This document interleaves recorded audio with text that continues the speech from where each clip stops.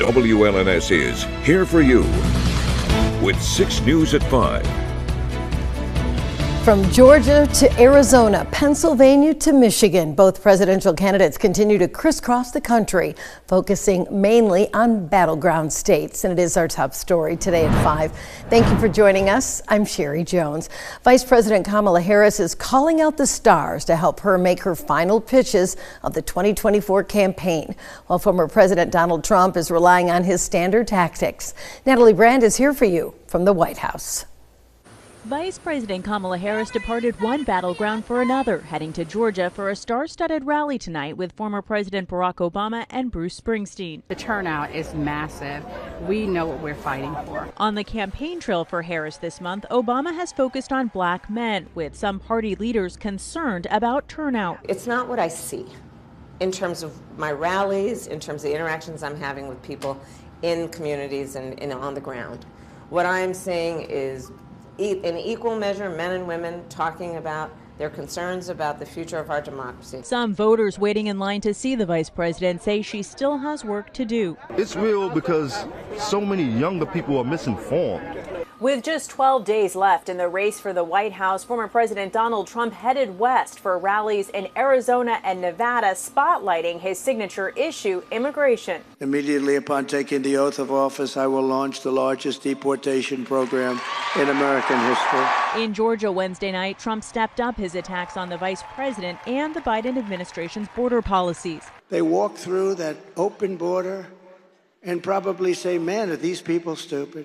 And then they start to kill. They kill. The Trump campaign is hoping to flip Arizona back to their column after the former president lost the state by fewer than 11,000 votes in 2020. Natalie Brand, CBS News, the White House. Longtime Republican Congressman from Michigan and GOP party leader Fred Upton is endorsing Kamala Harris for president. Upton, who has already cast his ballot for Harris by voting early, says this is the first time he has ever voted for a Democrat for president. In the meantime, the campaign spotlight continues to shine on Michigan. Former First Lady Michelle Obama will be here Saturday, joining Vice President Kamala Harris for Get Out the Vote rallies in Kalamazoo and Detroit. And we just learned Beyonce will join VP Harris at an upcoming rally in Texas, while Bruce Springsteen is also expected to be out campaigning for the Harris-Walz ticket. Now, on the other side of the ticket, former President Donald Trump will hold 2 rallies in Michigan this week. He'll be at Traverse City's Cherry Capital Airport tomorrow night, and then will hold a rally at Suburban Showplace in Novi on Saturday. His running mate, U.S. Senator J.D. Vance, has events planned for this evening in Waterford and Detroit, with the Detroit Town Hall airing on News Nation. Another respected national poll is diving into the presidential contest in our swing state. And as 6 News Capitol correspondent Tim Skubic reports, there is good news for both candidates. The major finding in this latest poll, nothing new here. Ms. Harris is at 49%, Mr. Trump at 46%. It's still statistically tied. But if you are the Democratic candidate, there is some dandy news for her. Given that women vote in larger numbers than men, Ms. Harris has a 22-point lead with that voting bloc over Mr. Trump. And if they decide the election, she wins. However, if the election is decided by men, Mr. Trump could win because he has a 19-point lead with those voters and a 21-point lead with non-college educated voters, and there are more of them than there are college grads. Ms. Harris has them with a lead at 23 points. In the all-important independent voters, she has 46%. He has 44%. Mr. Trump has 52% saying he's better on the economy, but the Democratic candidate has closed the gap. She's now at 45%. But Democrats have been making political hay after the U.S. Supreme Court tossed out the abortion law. Ms. Harris has a 19-point lead with those pro-choice voters. She also leads with the Save the Democracy voters by 7 points. But the two are basically tied on the Gaza war. And Mr. Trump is getting 37% of the union vote. Ms. Harris at 55%. So here's the deal. In this historically tied and close contest, any one of these elements could determine the winner. The question, of course, is which one will? Here for you in Lansing, Tim Skubic, 6 News. Thank you always for your insight, Tim. Well, for months now, our mailboxes have been flooded with mailers from politicians. And 6 News has been collecting some of them for our WLNS employees. And they added up to hundreds of mailers from many different candidates. And coming up tonight on 6 News at 11, why consultants say there's still a very powerful way to reach voters, even though they end up in the trash. More on that coming up at 11. Well, the Capital Area Transportation Authority received a financial windfall today in the form of $1.6 million in grants. The money will go toward launching an on-demand microtransit service in Delta Township in downtown Lansing, an MSU2 airport zone, and increasing access overnight for third shift workers in the Lansing region. It will also help launch a new ride scheduling app and help CATA buy 6 new Chrysler Pacificas to add to its fleet. Well, attention all cookie dough fans. MSU Dairy Store just announced a partnership that could get you free ice cream for a year. The store teamed up with the MSU Transfer Student Success Center to make this getaway happen. Now, it's in honor of National Transfer Student Week. All you have to do to enter to win is head to the store and order a scoop or shake of Transfer Week cookie dough. But you'll have to hurry because you only have between now and Sunday.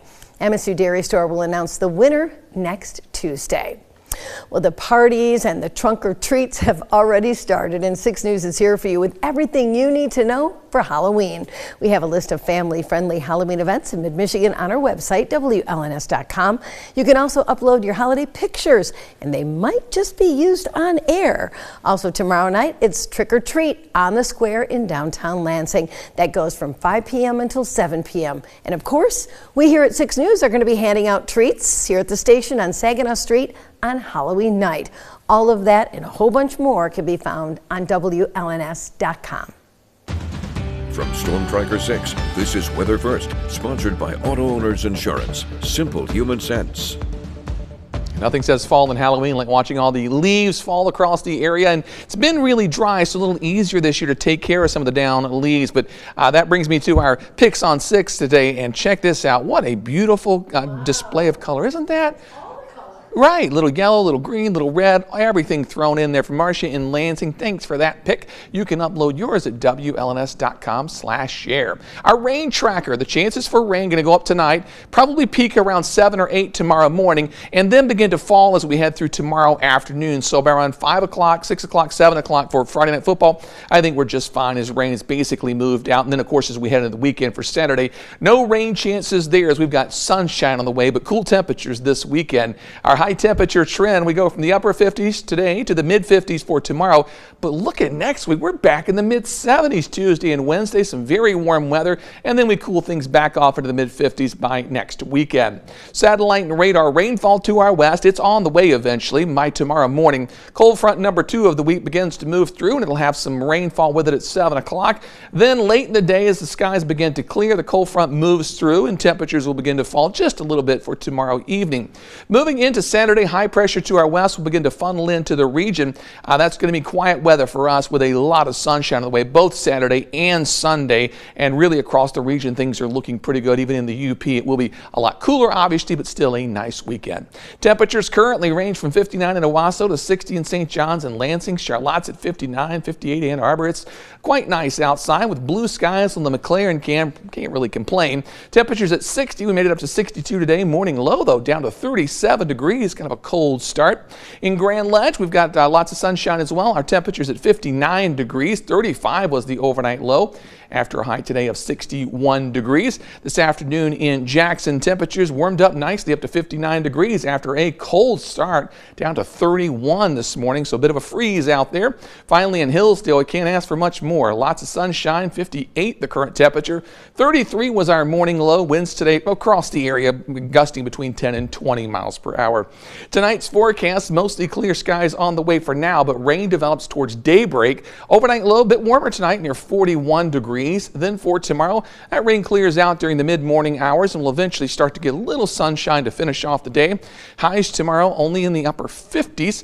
The 6-day forecast over the weekend, Saturday and Sunday, temps in the mid-50s. Lows near 30 by Sunday morning, probably some upper 20s out there. Next week, 70s Tuesday and Wednesday, and then as we head throughout the rest of next week, no changes, still a chance for showers on Thursday, although as I was looking at things today, you could argue that the better chance may be in the morning, and so maybe it'll start to clear out Thursday afternoon. Let's hope for that. Yeah, it's still a week away. I'm not worried. No, me either. All right. Thanks, David.